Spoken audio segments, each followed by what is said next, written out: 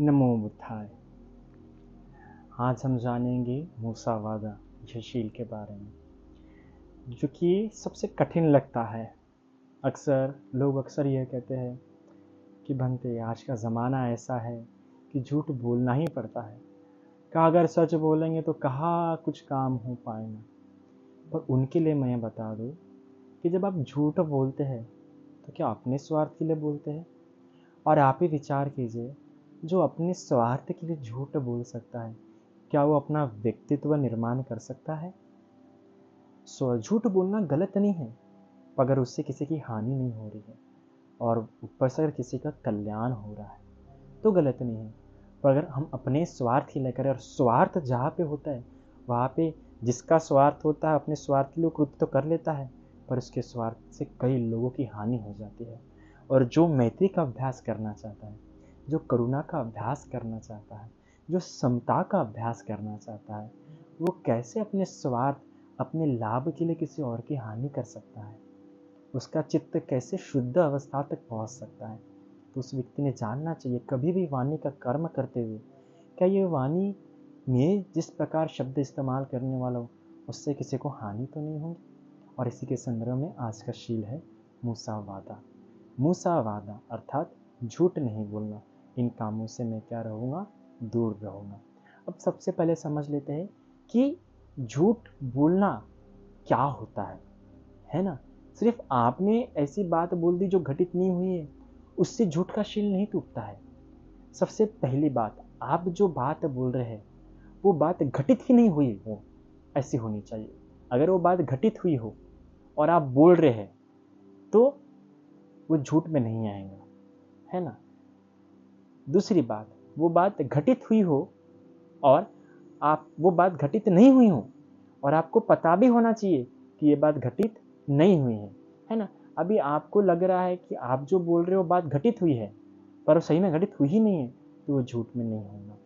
तीसरी बात, आप जो बोल रहे हो वो बात घटित नहीं होनी चाहिए, अर्थात झूठी होनी चाहिए, और आपको पता भी होना चाहिए कि ये बात झूठी है, और इसके अलावा सामने वाले का विश्वास भी बैठना चाहिए। तब जाके क्या होता है? ये शील टूटता है। वरना समझ जाइए, आप बोल रहे हैं और आपको पता है कि ये बात घटित नहीं हुई है, आपको पता है कि ये बात झूठी भी है, पर सामने वाले व्यक्ति को विश्वास ही नहीं बैठा, आप उसका विश्वास ही उस बात पे संपादित नहीं कर पाए, तो वो शील नहीं टूटता। तो जब ये सारी बातें घटित होती है तब जाके क्या होता है? ये शील टूटता है। तब जाके कहा जाता है कि मूसावादा हुआ है। अभी इस मूसावादा के ऊपर ही आर्य व्यवहार तैयार होता है। हम क्या कहते हैं? आर्य व्यवहार, आर्य विनय जो होता है ना, इसी प्रकार की चार बातों का। जिस किसी को आर्य बनना होगा, है ना, अर्थात वह जो सुतापति, सकुर्दागामी, अनागामी, अरंत, ये जो लोग हैं, इनका जो व्यवहार होता है, उनके व्यवहार के हिसाब से हमें व्यवहार करना है। तो उस व्यक्ति ने अनार्य वाणी से दूर रहना चाहिए। अनार्य का गुरु जी बड़ा प्यारा अर्थ लगाते हैं। अनार्य आज की भाषा में जो अनाड़ी, जो मूर्ख जो व्यक्ति है, उसे कहा जाता है। तो अनाड़ी लोग ही अक्सर ऐसी बातें कर सकते हैं।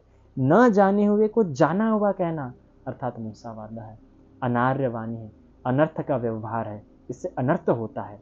अनार्य जिसे अनर्थ होता हो, अनार्य जो अनाड़ी लोग करते हैं। तो जो नहीं जाना, जिसने स्वयं ने नहीं जाना, उस नहीं जानी हुई बात तो कह रहा है कि मैंने जाना है, ये मूसावादा है। इसके अलावा न जाने हुए को, अर्थात जाने हुए को कहता है कि मैंने नहीं जाना है, उसने स्वयं ने जाना है पर फिर भी कहता है कि मैंने नहीं जाना। इस प्रकार के व्यवहार को अनार्य व्यवहार कहा जाता है, मूसावादा। फिर न देखे हुए को, जो देखा ही नहीं, उसे कहता है कि नहीं नहीं मैंने देखा है, तो ऐसे इसको भी कहा जाता है अनार्य, मूसावादा व्यवहार। इसके अलावा जो देखा है उसे कहता है कि मैंने नहीं देखा है, तो यह क्या हो गया है? अनार्य व्यवहार। इस प्रकार चार प्रकार के व्यवहार को कहा जाता है अनार्य व्यवहार, मूर्ख का व्यवहार। और ऐसी प्रकार की बातें करने से, ऐसा प्रकार बोलने से जीवन में अनर्थ होता है। ना सिर्फ उसके जीवन में, पर जिस परिवार में, जिस समाज में रह उनके जीवन में भी क्या होता है? अनर्थपूर्ण घटना हो सकती है ना? जैसे कि एक बहुत पहले एक बच्चों की बड़ी क्या प्यारी कहानी है ना? एक एक एक लड़का हुआ करता था, और ऐसा गांव में अक्सर आके कहता था, अरे अरे डाकू आ रहे, डाकू आ रहे, डाकू आ रहे, डाकुओं का आक्रमण होने वाला है।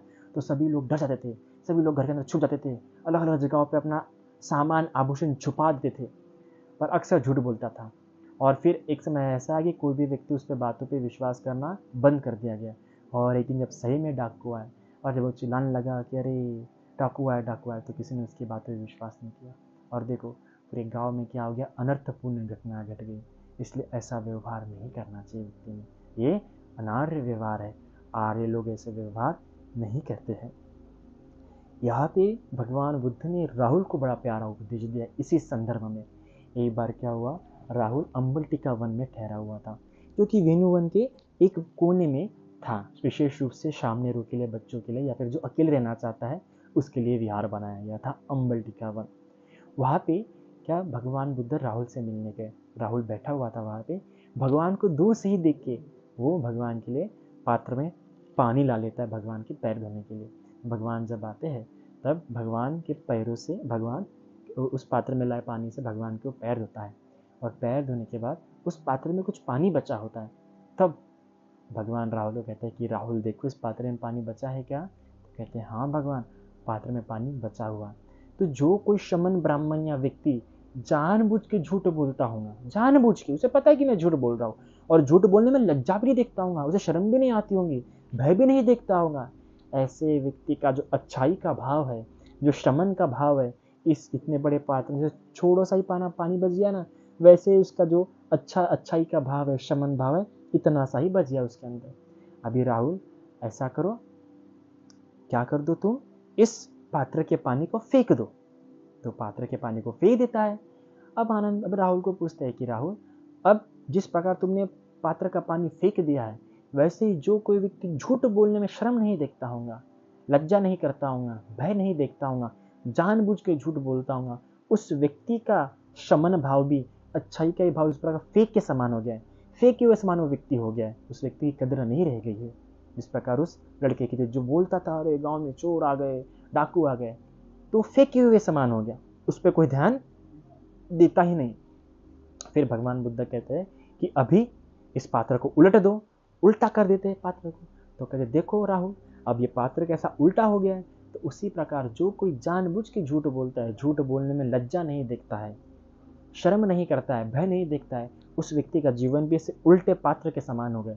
अभी तुम इस उल्टे पात्र में कितना ही पानी डालो, कुछ असर होगा क्या? नहीं होगा। उसी प्रकार ऐसे व्यक्ति को कितनी भी अच्छी बातें बताओ, वो धारण ही नहीं कर पाएगा, उस पर असर ही नहीं होगा, कि उसका जीवन ही उल्टा हो चुका है। इसलिए ऐसे उस व्यक्ति का स्वभाव बन चुका है। और फिर चौथे इसमें कहते हैं कि आनंद देखो, अब इस पात्र को सीधा करो, अब इस पात्र में कुछ पानी शेष है क्या राहुल, इस पात्र में कुछ पानी शेष है क्या? तब कहते हैं कि राहुल कहते हैं कि नहीं, इस पात्र में पानी कुछ भी शेष नहीं है। तो ऐसा ही जो व्यक्ति जानबूझ के झूठ बोलता है, झूठ बोलने में लज्जा नहीं देखता, भय नहीं देखता, उस व्यक्ति के जीवन में तो कुछ भी शेष नहीं रह गया है, वो रिक्त हो चुका है, खाली रह चुका है, अभी उसका कुछ भी इस्तेमाल नहीं हो सकता। इसलिए झूठ बोलने से इंसान ने दूर रहना चाहिए। जिस प्रकार एक महावत हो जो जंग में हाथी को लेके जाता होगा, और हाथी को जब लेके जाता है और वो देखता है कि अपनी पूंछ का भी इस्तेमाल करता है, पूंछ का भी इस्तेमाल करता है, पैर का भी इस्तेमाल करता है, शरीर का भी इस्तेमाल करता है, पर हाथी सूंड का इस्तेमाल नहीं करता है, तो क्या वो महावत जो उस हाथी का सवार कर रहा है, जो उस हाथी को जंग में लेके आए, क्या वो मानेगा ये हाथी विश्वसनीय है?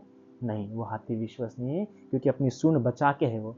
उसी प्रकार जो कोई हाथी अपने पूरे शरीर का इस्तेमाल कर रहा हो, सूंड का भी इस्तेमाल कर रहा हो, वो हाथी विश्वसनीय है। उस हाथी पे विश्वास किया जा सकता है, उसे जंग में लेके जा सकता है, खतरे के समय उसे याद किया जा सकता है, क्योंकि वो अपने जान की परवाह नहीं कर रहा। उसी प्रकार जो शील पालन करते हुए किसी भी हालत में झूठ नहीं बोलता, वो व्यक्ति विश्वसनीय है, उस व्यक्ति पर विश्वास कर सकते, उसे अपने गुप्त बात भी बता सकते हैं। और ऐसे व्यक्ति की आवश्यकता सभी को होती है। और ऐसा ही व्यक्ति जो किसी भी समय आने पर झूठ नहीं बोलता, वही व्यक्ति सही मायने में इस आर्य पथ का क्या है, सही मायने में हकदार है। हम कैसे, हम समय आने पर झूठ बोल देते हैं, पर जो समय आने पर भी झूठ नहीं बोलता, वही सही मायने में समर्पित है इस बुद्ध शासन में। भगवान बुद्ध कहते हैं कि व्यक्ति ने कभी भी किसी प्रकार वाणी बोलने के पहले पच्चवेखना करना चाहिए। पच्चवेखना मतलब विचार करना चाहिए कि मैं जो बोलने जा रहा हूँ क्या मेरे लिए लाभकारी है, मेरे अर्थ योग्य है, या मैं जो वाणी बोल रहा हूँ किसी और के लिए अर्थ योग्य है, क्या इससे किसी और का भला होगा, या मैं जो वाणी बोल रहा हूँ इससे किसी का नुकसान तो नहीं होगा, पीड़ादायक तो नहीं होंगी, क्या मुझे पीड़ा तो नहीं पहुँचेंगी, या हम दोनों को पीड़ा तो नहीं पहुँचेंगी, या आने वाले समय में मुझे पीड़ा तो नहीं होगी।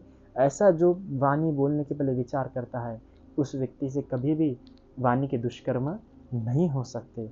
यहाँ तक कि भगवान बुद्ध कहते हैं, करते समय, झूठ बोलते समय भी व्यक्ति ने विचार करना चाहिए कि वाणी गलत तो नहीं है। झूठ बोलने के पहले भी विचार करना चाहिए, और झूठ बोलने के बाद भी विचार करना चाहिए। और झूठ बोलने के बाद अगर तुम्हें लग रहा है कि अरे मैंने ठीक नहीं किया, तो संकल्प लो कि मैं आगे से नहीं करूँगा। झूठ बोलने के पहले लग रहा है कि गलत है, नहीं बोलना चाहिए, तो मत बोलो। झूठ बोलते समय बोल रहे हो तो तुरंत उस समय ही रुक जाओ। इस प्रकार से व्यक्ति क्या कर सकता है, संवर कर सकता है, उन बातों में रमन नहीं हो सकता है। भगवान बुद्ध इस प्रकार से जो वाणी से, दुष्कर्मों से दूर रहता है, झूठ बोलने से दूर रहता है, अट्ठकथा में, कुद्दक अट्ठकथा में उसके 14 लाभ बताए गए कि ऐसे व्यक्ति को 14 लाभ होते हैं। सबसे पहला, उसके मुख से क्या आती है, हमेशा कमल की सुगंध आती है। एक बार एक व्यक्ति पूछता है कि भगवान आप जब भी बोलते हैं आपके मुंह से एकदम कमल समान सुगंध आती है, क्या कारण है? तब भगवान बुद्ध बताते हैं कि मैंने अपने पूर्व के जन्म में कभी भी जानबूझ के झूठ नहीं बोला, किसी भी हालत में किसी को ठगने का प्रयास नहीं किया। उसी कर्म के प्रताप से मेरी वाणी इतनी सुगंध युक्त है। इसके अलावा भगवान आगे बताते हैं कि भगवान के दांत जो है बड़े शुभ रहते हैं, उनका शरीर बड़ा सुंदर होता है। इसके अलावा उनकी जो इंद्रियां बड़ी सुंदर होती है, उनकी जो वाणी होती है विश्वसनीय होती है, कोई भी उनके वाणी से जल्दी आकर्षित हो जाता है, उनकी वाणी बहुत जल्दी कोई भी व्यक्ति स्वीकार कर लेता है। इस प्रकार 14 तरह के लाभ बताए हैं। हम कई बार किसी को बताने की कोशिश करते पर विश्वास नहीं करता। कई बार कोई व्यक्ति क्या होता है, हमारी बातों पे आकर्षित नहीं हो पाता। तो क्यों नहीं हो पा रहा है? क्योंकि हमने वाणी से कुशल कर्म नहीं किए। तो वाणी से कुशल कर्म करें, झूठ मत बोले। ऐसी एक बड़ी प्यारी कथा मिलती है, सत्य क्रिया की कथा। सत्य क्रिया का बड़ा महत्व है पाली साहित्य में। तो क्या होता है कि एक बार कन्हादपीय करके एक ऋषि रहते हैं। वो ऋषि क्या अपने एक उपासक के यहाँ पे बहुत लंबे समय के बाद जाने वाले होते हैं। तो जब जाने वाले होते तो देखते हैं कि उसके घर में एक बच्चा ज़मीन पे लेटा हुआ एकदम मूर्छित अवस्था में, जैसे किसी सांप ने काटा हो, और उसे सांप नहीं काटा होता है, तो जहर पूरे शरीर में चढ़ा हुआ होता है। माता सामने में व्याकुल रोती होती है, पिता व्याकुल होता है, क्योंकि एक लौता पुत्र रहता है। तब क्या किया जाए? तब जब ऋषि को देखते, कनादपीय ऋषि को, तब कनादपीय ऋषि के आगे में लोग हाथ जोड़ते, कहते कि कुछ तो कीजिए, हमारा इकलौता पुत्र है। तब वो सत्य क्रिया करते हैं, क्योंकि वो वैद्य में तो उतना पारंगत नहीं होते। तो कहते हैं कि देखो मैं आज अपने 50 साल के जीवन में जो सीखा है उसके आधार पर ही कहता हूँ। तो सत्य क्रिया कहते हैं कि मैं आज, मुझे इस ऋषि के जीवन में 50 वर्ष हो चुके हैं, पर 50 वर्ष होने पर जो शुरुआत के 7 दिन थे, वो 7 दिन ही मुझे आनंद हुआ। वही मैं अच्छे रूप से, आनंद रूप से मैंने जीवन जिए। उसके बाद से अब तक के मैंने पछतावे के साथ ये ऋषि जीवन जिया है। इस सत्य वचन से इस बच्चे का जहर उतर जाए, और तब सही में क्या हो जाता है, उसका गले तक का जहर उतर जाता है। फिर इसके बाद पिता भी क्या होता है, सत्य क्रिया करता है। वो कहता है कि मैंने आज से जितना भी दान दिया है, मेरी कभी इच्छा नहीं थी श्रमण ब्राह्मणों को दान देने की, पर लोग अच्छा मानते, लोग अच्छा समझते, लोग मुझे अच्छा समझे, यह सोच के मैंने क्या दिया, दान दिया, पर मेरी कभी इच्छा नहीं थी। इस सत्यवचन से मेरे बच्चे का जहर उतर जाए। उसका सही में जहर उतर जाता है, तो कमर तक का उसका जहर क्या हो जाता है, उतर जाता है। फिर पत्नी भी कहती है कि मुझे अपने पति में थोड़ी सी भी रुचि नहीं है, मुझे उनसे थोड़ा सा भी प्रेम नहीं है, पर क्योंकि मैं, इनके घर में मेरी शादी हो चुकी, तो मजबूरन मुझे इनके साथ रहना पड़ता है, इसलिए मैं रह रही हूँ। इस सत्यवचन से मेरे बेटे का जहर उतर जाए। और देखो, फिर जो बच्चा का जहर रहता है वो भी उतर जाता है, और बच्चे को होश आ जाता है। तो देखो, इस सत्य के बल से इतना बड़ा क्या होता है, उसे लाभ होता है। तो ये सत्य क्रिया वही कर सकता है जो बहुत कम से कम झूठ बोलता है। कि झूठ बोलने में लज्जा देखता है, भय देखता है, इसलिए व्यक्ति में झूठ बोलने में लज्जा और भय देखना चाहिए। तो इसकी सत्य क्रिया क्या होंगी, सही होंगी। हम देखते हैं कि अंगुलीमाल भी एक दिन जंगल से जब जा रहा था, तो एक स्त्री गर्भ की पीड़ा से बहुत बहुत पीड़ित हो रही थी, उसका बच्चा शिशु बाहर ही नहीं आ रहा था, तो प्रसव की काफ़ी वेदना हो रही थी। तब तुरंत अंगुलीमाल दौड़ता भगवान के पास आता है, तो भगवान को बताता है, भगवान देखो वो स्त्री ऐसी कष्ट में है। तो कहते हैं कि जाओ तुम उसके पास जाओ, और उसके पास जाके सत्य क्रिया करो, सत्य वचन बोलो कि मैंने जब से मेरा जन्म हुआ है तब से मैंने जानबूझ के कभी किसी की हिंसा नहीं की। इस सत्य वचन से जानबूझ के मैंने कभी कोई अकुशल कर्म नहीं किया। इस सत्य वचन से इस महिला का प्रसव अच्छी तरह से हो जाए। तब कहता है अंगुलीमाल, भगवान ये तो सच में ही है, मैंने कई बार लोगों की हिंसा की है। तो ऐसा बोलो, जब से मेरा आर्य जाति में, अर्थात जब से मैं सोतापति फल को मैंने प्राप्त किया, तब से मैंने जानबूझ के कोई कुशल कर्म नहीं किया, जाओ ये बोलो। और वो जाता है और ऐसा ही बोलता है उस स्त्री के पास जाके। और जब स्त्री के पास ऐसा बोलता है और सीधी साधुवाद देती है, तब उस स्त्री को बड़े आसानी से क्या हो जाता है, प्रसव हो जाता है, बालक हो जाता है। तो देखो, इतनी बड़ी पीड़ा सिर्फ सत्य के प्रभाव से दूर हो गई। और भगवान तो कहते ही है कि सूरज, चांद और सत्य कभी भी ज़्यादा देर तक छिपा नहीं सकते, तो इसलिए सत्य बोलो। आप सत्य को परेशान कर सकते हो पर पराजित नहीं, इसलिए सत्य बोलो। क्योंकि भगवान का पथ ही सत्य का पथ है, सत्य का मार्ग ही सबसे श्रेष्ठ मार्ग कहा जाता है।